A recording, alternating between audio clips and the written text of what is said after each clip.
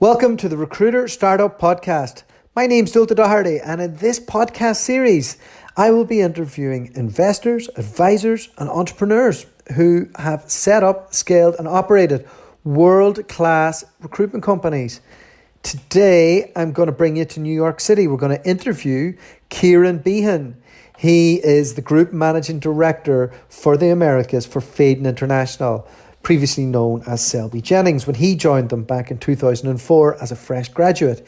He was number 2 employee on the ground for them, and it's worked out for him. He now is one of the leaders of a business that is possibly the fastest growing staffing firm within their specialist area in America, and a real success story. So great story, great career, a business that's got a clear identity. And that's what I really like about it. I don't do any business with them. I've never made any placements with these guys, but I really respect them as a business because they know who they are, they know what they're about. They're a high activity, niche specialist recruitment firm that train the hell out of their staff and build people for success. Give them a clear vision of what lies ahead in terms of development challenges and opportunities. And yeah, we got into a lot of the detail today, and a lot of it on his own personal professional journey. So over to Kieran, and if you're enjoying it, please give us 5 stars and drop us a little recommendation on iTunes. And hit me up on LinkedIn if you want to come on and tell your story. You don't have to be the group managing director. You could be just some guy that's starting out thinking of setting up their business. Or maybe you're a recruiter who's based overseas who wants to share their story. Or, you know, you're a software recruitment vendor who thinks that they can disrupt the whole industry.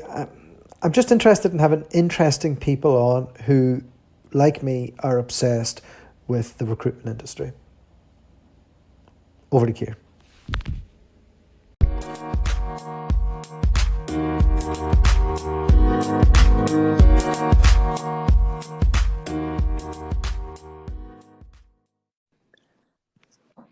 Kieran Behan, how are you today? Good. I'm on speaker. Hold on, is that how it should be? Yeah, speaker's working just fine. Okay, yeah, I'm good. How are you, Duarte? Yeah, not too bad. We've 2 kids under 2, so every day is a bit of a challenge right now. I have one puppy at 8 months, so not quite the same challenge, but yeah, still good fun. Oh, good man. All right. Well, look, thank you so much for taking time out of your busy schedule to do this. Where am I calling to today? Where are you in the world? So I am currently sat at my desk in our New York office here in America. So a bit of an early start for me. So if I'm a bit groggy, I'll probably warm up kind of halfway through. Have you got your coffee in front of you? I've had one coffee already, and the second one is sitting right there. Yeah. Okay, great. I'm just pouring one as well to join you. All right. So how we normally kick this off, Kieran, is I'm just going to ask you how you got into recruitment. How did that come about? Sure. So I was finishing university in the UK. I'd done a business degree at Cardiff, and I kind of realized that didn't really qualify me for much specifically. Yeah, I did the same. So it was that kind of panic to look for a job, and I found a job in the summer selling mobile phones. That was basically what I was doing, and I did that for a few months, and that kind of made me realize I enjoyed the aspect of interacting with people, talking to them, selling to them. But I quickly did the maths and realized it wasn't gonna get me the sort of earnings I wanted to buy a house and have the kind of life I wanted. So I did what I think most people do: typed into Google high-paying sales jobs, London. And that was the first time this thing called recruitment kept popping up on kind of every page, OTEs 150 and all this sort of stuff. So I applied for a few jobs, and actually a rec to rec in London called me back and said, "What do you know about recruitment?" I said, "Absolutely nothing." He said, "Great, I've got you 3 interviews tomorrow. Come up to London and see how they go." So, do you remember who you interviewed with? Who did I interview with? I interviewed with S3. I think I interviewed with Swift. I think I interviewed with someone else as well, a large tech firm. So I did those, and then actually on my last day in London, he said, "Look, I've got something a bit different. It's just one guy on his own. but I think you guys might get along. Can I get you to go down and see him? So I said yes, and that was when I went for my interview with what at the time was Selby Jennings and is now Phaidon. And kind of the rest is history, I guess. Well, let's jump into it. I'm presuming you're a young, educated guy, got a sales background, kind of like a bit of gold in terms of like recruitment firms back then going, okay, let's get him in and all the rest. So I'm sure the other firms are interested in you. Why did you choose one guy who's working by himself? Yeah, I mean, I think it was that. I interviewed at a lot of firms that were pretty well established, big offices, and I went and met Adam Buck, who was our founder and chairman at the time, and yeah, he just had a lot of energy. He was answering phones during the interview. He had his kind of sales board up behind him.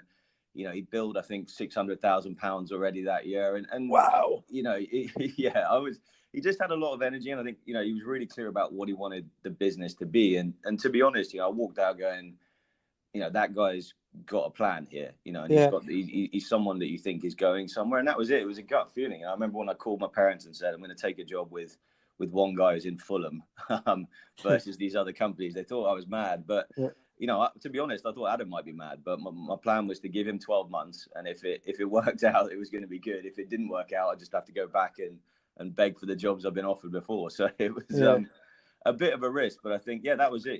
It's, and I think that's important for everyone. You've got to have, a clear vision of who you are. You've got to have a personality. You've got to have people want to buy into whatever business you're running. And I think that was something that Adam had in spades. And I just thought, look, I want to take a chance. I like the idea of growing a business, being part of that growth. But it was a risk, but it was well worth taking, I guess. It sounds like the scene in Wolf of Wall Street where Jonah Hill chases down your man, and asked him like, how does he drive that car?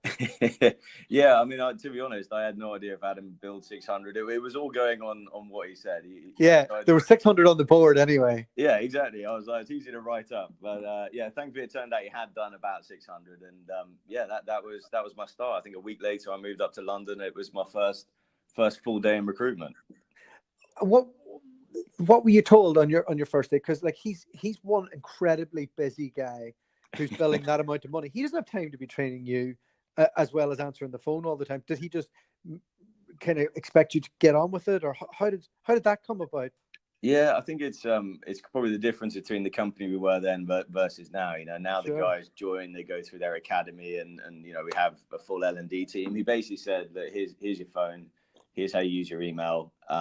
At that time, we didn't really have a database. We sort of just had, files that we used to log in and out of Word documents. He said, look, just start calling people and try and understand what they do and what they're looking for. And that was kind of my first 5 minutes.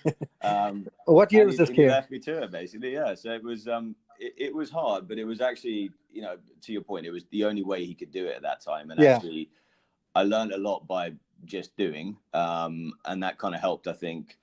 Yeah, I think the thing he was very clear on from day one, though, was we were an activity-driven business. You were expected to be pretty self-sufficient. And, if you did certain things during your day, you'd have a good chance of having a good week, basically. What was he recruiting for? Firstly, what year was this? So this was very early 2005. Oh, 2005. Okay, so a good time. So what was he recruiting for? So what did he ask you to do?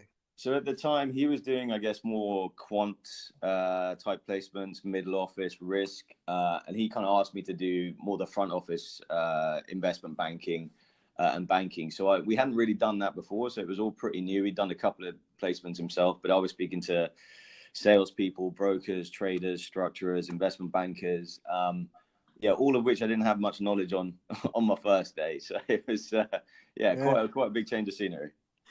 How long did it take you to get a win?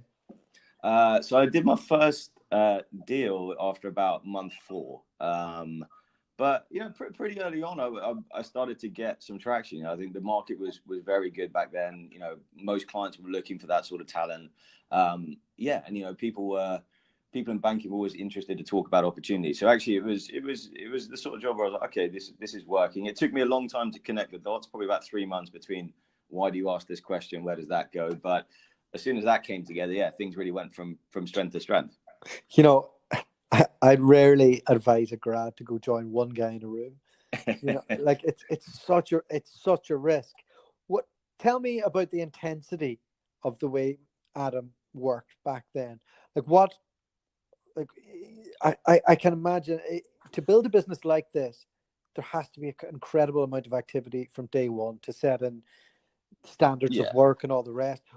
Like, was it made pretty clear that we're here until we run out of gas? I mean, yeah, it probably wasn't so much in the interview. I mean, he did explain it, but I think, I think for anyone, if you're going to join a startup company, and that was about as startup as it gets, it's going to be hard work, and it's going to be a lot more than you probably thought it would be. So, we were getting in about 7:30 in the morning, leaving about 8:30 every night, apart from Friday when we might finish at 7.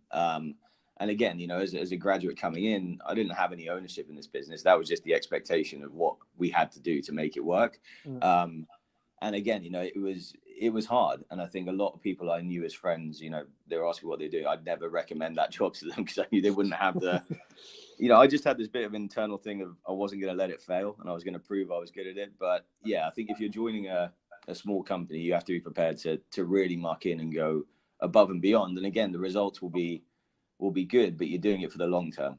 So it doesn't suit everyone. And again, it was Adam's money, his business. You could sense that every day. If we didn't do well, it was a bad day.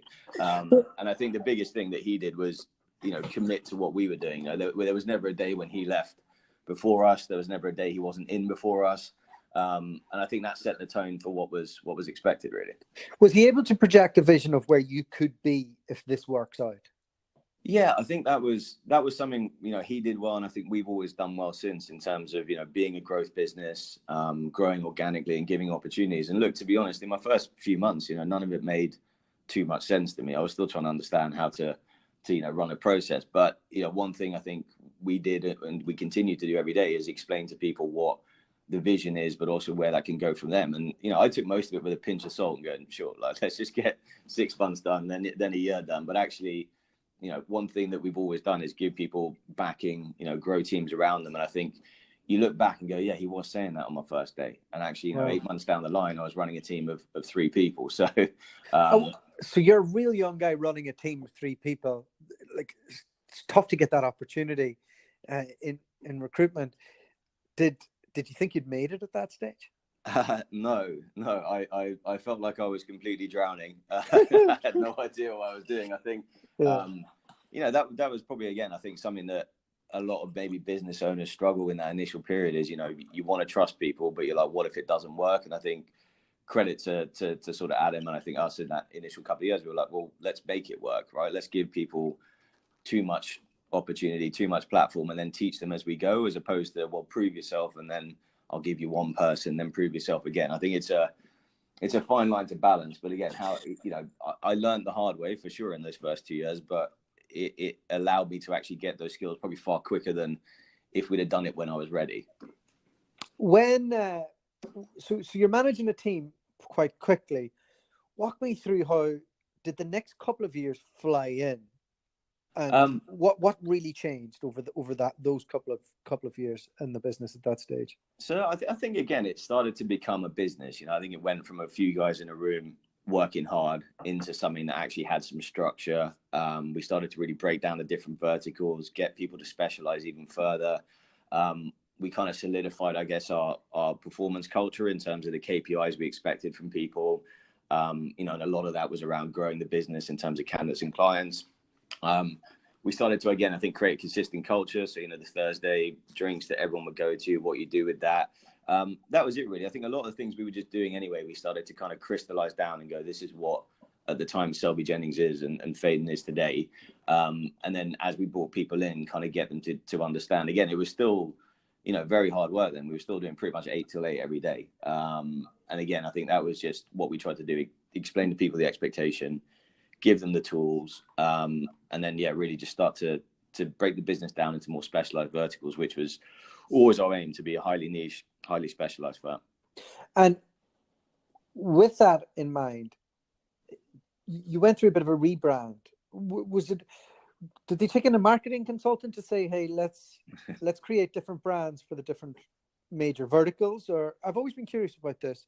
Or how did that come about? Or is it just basically if S3 have done it with Progressive and theirs, we're just going to copy that model and maybe tweak it a little bit? So no, I mean, I think it was just really a combination of different things. So, we were always looking to grow the business. And I think one of the things was, okay, banking is a finite industry to a degree in terms of specialization. So that was one thing. How do we keep growing once we become a decent player in that market? I think the second thing was we wanted to grow organically. And again, some people underneath managers like myself were doing really well, and rightly so, didn't necessarily want to just start something new but still report to me. They wanted a chance to run their own business. So we were thinking about how we could make that a possibility. And another thing that happened, obviously, kind of around that time was the global financial crisis. And while we still did pretty well, we still grew in that year, and we still grew the financial services business. I think it just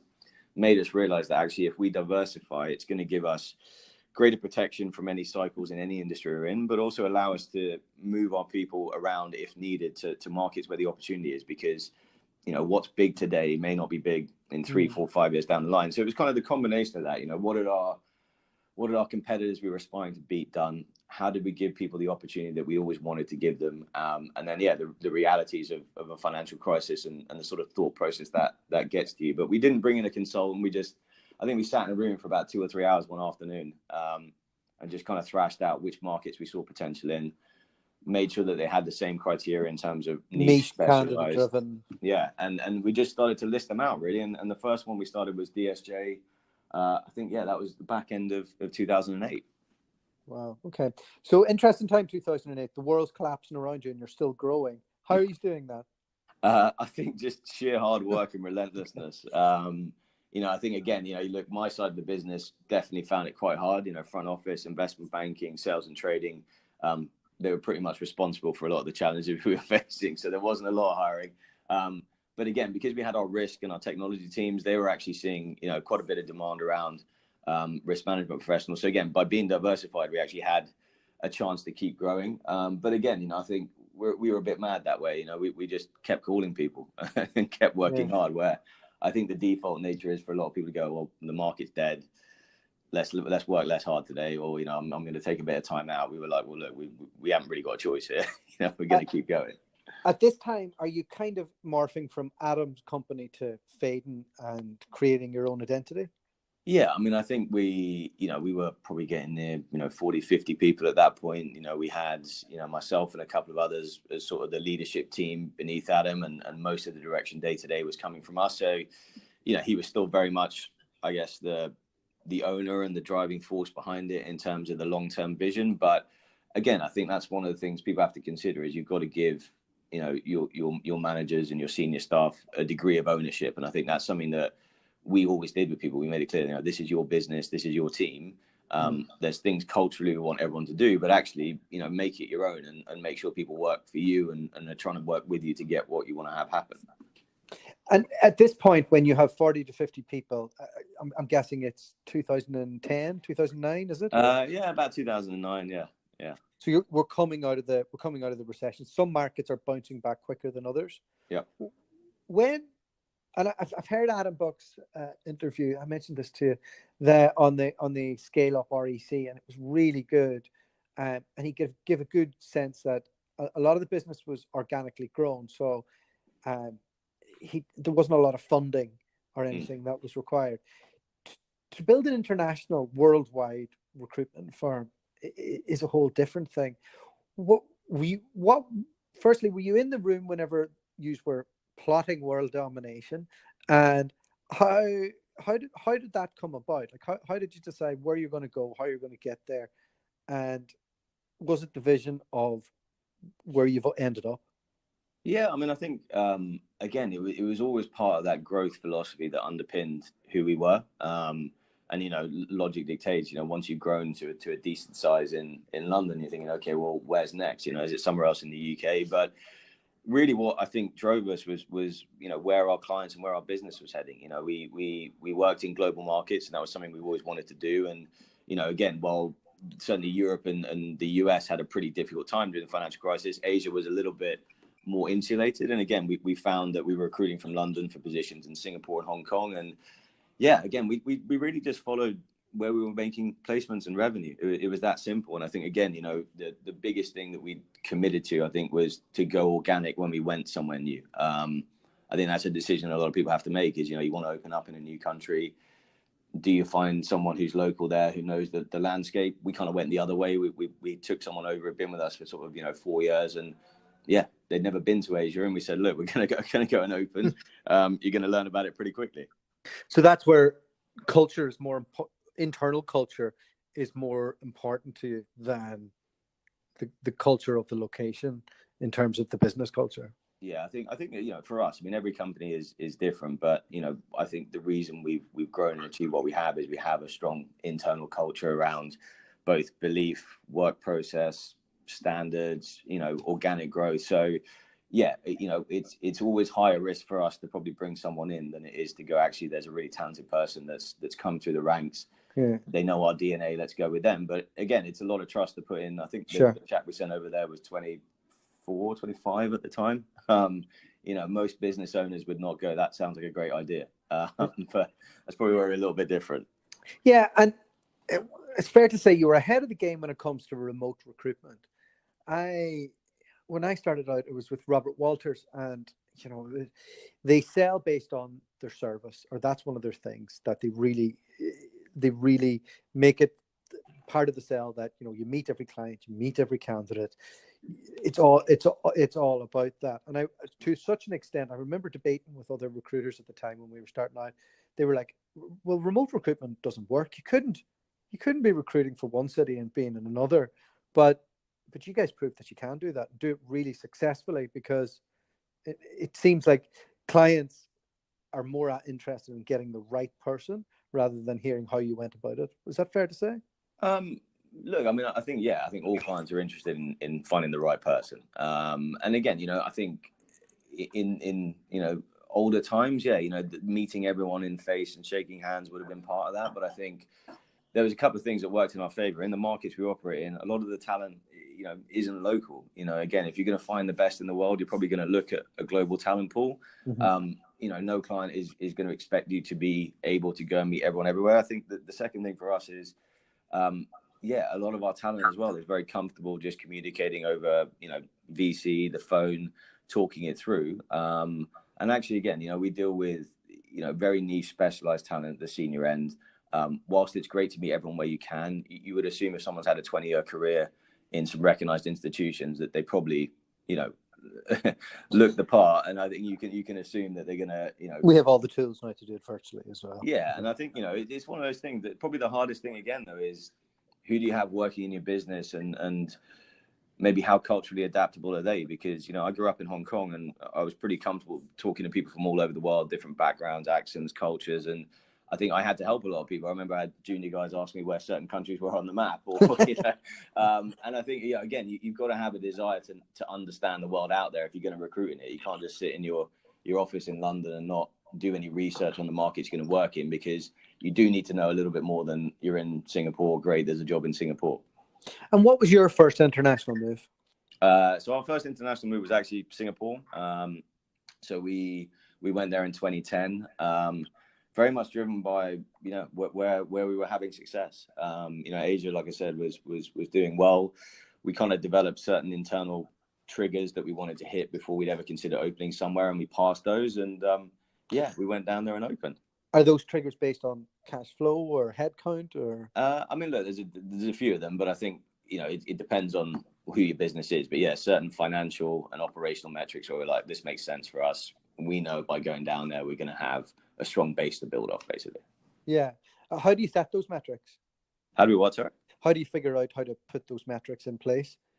Really, again, we just kind of sat down and looked at it. I think, again, we're quite a sort of logical process, model-driven business. And I think, again, you want to have some science behind what you do. So again, we look at, what are we doing in terms of revenues? What are we doing in terms of potential clients and opportunities? And then we know if we've got enough of that around, if we start to grow organically and apply a model, we're going to get the traction we need. So it's a model that's evolved over time. I think back then in 2010, it was 2 or 3 things. I think nowadays it's more like 8 or 9 things that we look at, but it's still the same process. We don't just go, sounds like a good idea, let's do it.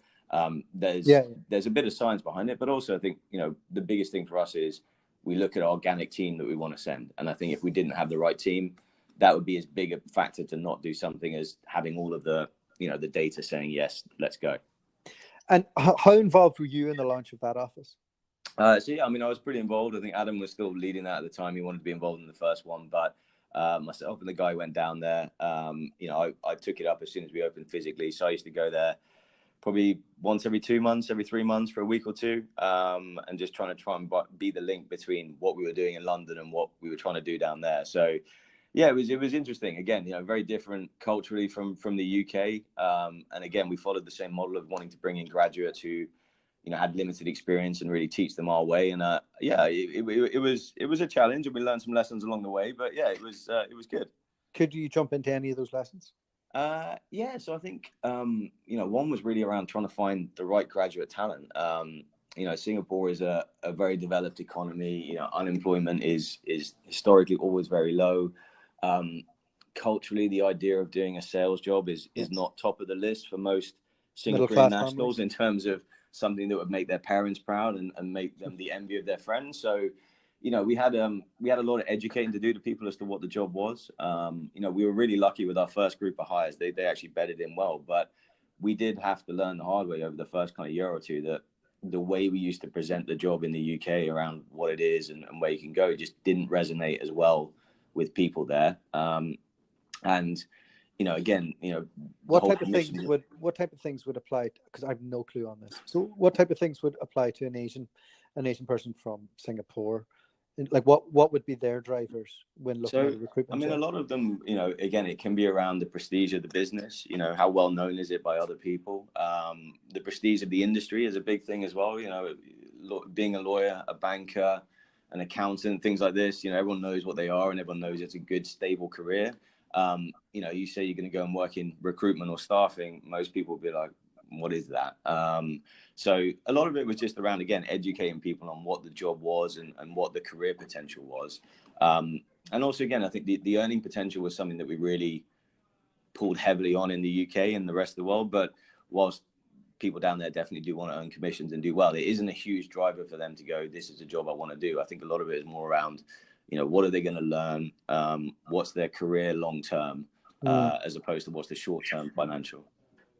And then what was next for you in your career? Was it straight on to another international office? Yeah, so I think we did well with our launch in Singapore, and again we then started to look at what other markets geographically were starting to hit those criteria, and the US was very close behind. So the next opening we did was in New York. So that was very early 2013. We actually what a dream move for any young man. Huh? What a dream move for any young man. Yeah, so we put the team together for that, and we came out here and we launched in 2013, and that was the next big move we made. And then after that, we went to Switzerland, we went to San Fran, we went to Hong Kong, and then since then we've kept going. So we've now got 10 offices. We've got 5 here in the US, soon to be 6, and the rest around the world. Well, you're one of the fastest growing staffing companies in the US now, if not the. Is that right? So we've been in the top 6 fastest growing for the last 4 years. We are the fastest growing multi-sector permanent staffing. There's a few kind of clinical firms which do a lot of kind of locum doctors and nurses that always sit in the top 3 because it's based on revenue. But yeah, we've done exceptionally well to be in the top 6, and I think again we'll be certainly in the top 10 at least again this year. It's incredible success in the US, and it's a model that I think it's fair to say a lot of UK recruitment companies are trying to replicate. Mm-hmm. What would you say surprised you about the US market? What were the greatest learnings that you've had over the time that you've been there? Look, I think firstly on the positive side was it was a market where the service we were offering was, I think, in need. The US is obviously a huge geographical market. There are a lot of recruitment firms here, but I think our positioning as a very niche, very specialized firm focusing on certain industries is something that the market hadn't really had before, or certainly maybe not in terms of the size and scale that we were looking to build. So we managed to fit in well. I think, if I'm speaking candidly, the environment here around the value add in staffing and recruitment is better. I think clients and candidates are maybe a bit more forgiving of engaging with a recruiter and seeing the benefit they can offer, which again makes your job easier. But yeah, there are some definite difficulties around growing in the US. It's not as easy as just coming here and growing great. It's a big market. People like and see the value add. Let's go. There's a lot you have to do to get it right. Yeah. What are those things? What are the key difficulties that you have to overcome? If you're like, if you were a small or a medium-sized recruitment business owner now, thinking I'm going to make it in America, I'm going to create a niche staffing firm. So look, I think there's probably a couple to consider. I think one is, how committed are you to this? Because there's no point in dipping your toe in and trying it with a couple of people. You won't really make an impact in what you do. But the flip side of that is, if you're going to really commit and get a big office space, grow the business, it's going to be a lot of money that you're going to have to put into what is going to be a growing business. So it's not going to generate a huge amount of profit for you. But yeah, I think you're going to have a war chest available to really come in and actually make an impact in the market. Because otherwise, yeah, you're a 2, 3, 4 person shop that, you might do well for a 2, 3, 4 person business. But I think you're very reliant then on those individuals being happy with just being at that size and turning the wheel. So one is, do you have the resources to really have a go at not just the US, but any market? Secondly is, are you committed to it for the long term? And that starts with who's going to go out there and do it. There's no point in sending someone who doesn't want to go. There's no point in sending someone who wants to do 2 years and come back to their house in the UK. But again, it's sometimes hard to find those people. And I think the other bit as well is, how are you going to grow the business? Because you need to grow it with American people as well. And I think that's where let's jump into that. But again, a lot of firms, don't think about that aspect. They go, well, look, we'll send over our team from the UK. But, if you're going to get genuinely big, and I think also if you're going to have a business that resonates with American clients, you want to have a workforce that is predominantly American. And I think there's some cultural things that a few firms haven't got right coming here. Let's jump into that. Okay. So I've got my own views. I'll lay out my experience on that through dealing with probably most of your competitors and being in a few online forums and knowing a lot of American independent recruiters. And there's a big mom and pop shop recruitment culture across America, where traditional search firms, they'll generally be quite an older profile of worker. They'll be in the same market for a long time. They won't really have KPIs. They'll take home a large share of the profit. The businesses aren't really there to grow. They're mainly boutique lifestyle firms. And in my experience, that is a lot of US based companies.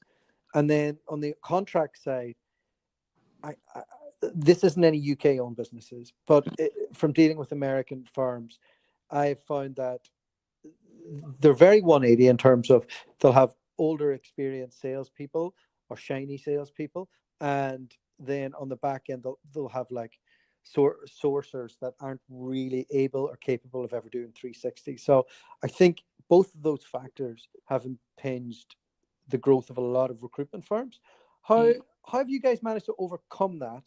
And was there any you guys have such a clear identity of who you are and what you're about. So I'd be just interested to hear what your experiences are in that, and does any of what I said resonate? Yeah, I mean, it definitely resonates, and I think that's again the challenge, I think, around bringing in external talent that has recruitment experience, because most UK firms are more 360 in their approach, and there is a large part of the US staffing market where the role is very much 180, if not even a little bit further, more to like 90 degrees, where the client interaction is very limited, and in some cases that they can be quite generalist. They tend to be working with a large client or two across such a wide range of roles that they're good people, but they don't have any specialist knowledge they can really bring into it. So it's very hard then to teach those people the full 360, get them to become niche experts. And I think you're absolutely right on the other side. There are a lot of really, really good experienced recruiters. A lot of them tend to be more on the sales client side. But again, they're either working in their own business or they're working in a business where, they have a decent share of what they bring in. And again, it can be a little bit different perhaps from the traditional recruitment commission structure that a UK business would have. And the other thing as well is, salaries here are, I would say, materially higher than they are in the UK. And a lot of people will look at what you're going to have to pay to get the right sort of person and probably go, that's a lot. But that is just the realities of it. So if you are going to bring in external people, there are people out there for sure. And I think it's worth looking at. But again, I think what you're going to pay and, how hard you're going to have to look to find them. And then the final bit is obviously how you're going to build that shared value, shared vision, shared trust between what this person who you've just hired yesterday wants to do in the US, and also, you over there in the UK. So that's one thing. I mean, again, we have always really tried to follow a more organic model by hiring recent graduates, and that's something that we've replicated here. But again, that also has a lot of challenges around it. We've had to invest hugely in our training on development, but also I think the expectation we put on our managers is huge around development and retention. It's very easy, I think, to go, well, the people aren't great, I'm great. We sort of flip it on the head. We're like, you need to make your people great. We don't think that it's on them to work out recruitment in the first 3 to 12 months. That's on you. Yeah, interesting. And what's next for the business? What actually, before I jump into that, tell me a little bit about what the day-to-day life of a group managing director of a region is like.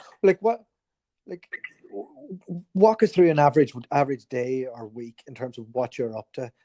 Yeah, sure. So, I mean, a number of different things. So, firstly, that there's always something around growth, given the business we are. So, at the moment, I'm having regular meetings on the new office space we're going to take in here in New York. So, we're on the 6th floor of our current building. We're about to take the entire 8th floor.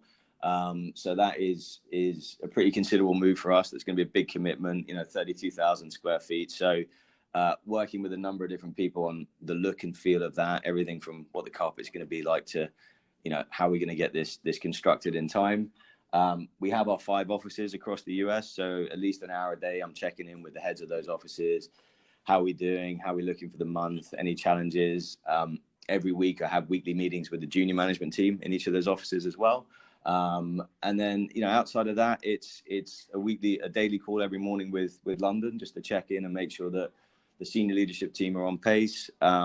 We're doing a lot of hiring at the moment. So again, we've just brought in a new head of internal recruitment. I'm looking for L&D people across our different offices. So yeah, most of my job is really based around how do we grow the business. So that's in terms of people, that's in terms of physical space.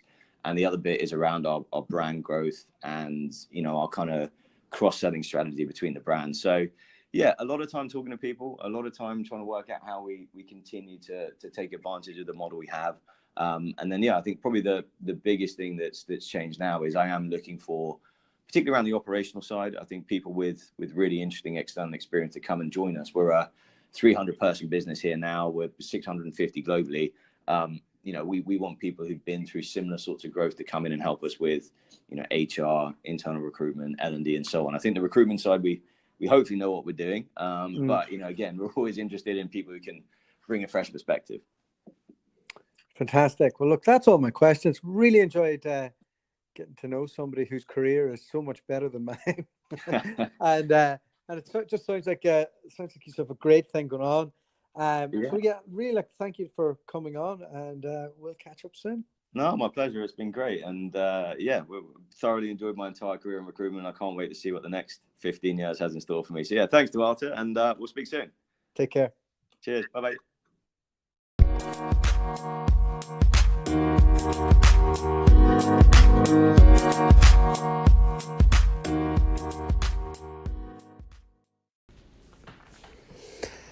So it really worked out for Kieran getting into recruitment, didn't it? Lots of graduates enter our industry and, they don't make it past 2 or 3 months. He took a gamble on a tiny business, just a guy in a room called Adam Buck, and it worked out. And now he's a group managing director of a massive recruitment firm that generate unbelievable amounts of money. And he's a real key figure in that. So it was really, really great to get to speak to somebody who is a lot brighter than me and has had a better career than I'll probably ever have. So to get into his mindset and how he thinks, it was really good. As a business, what I like about them is that they have a clear identity of who they are. You know, they're not fluffy, they're not cuddly. They have their framework of what they expect, the journey that you can go on, and what your outcomes can be out of it.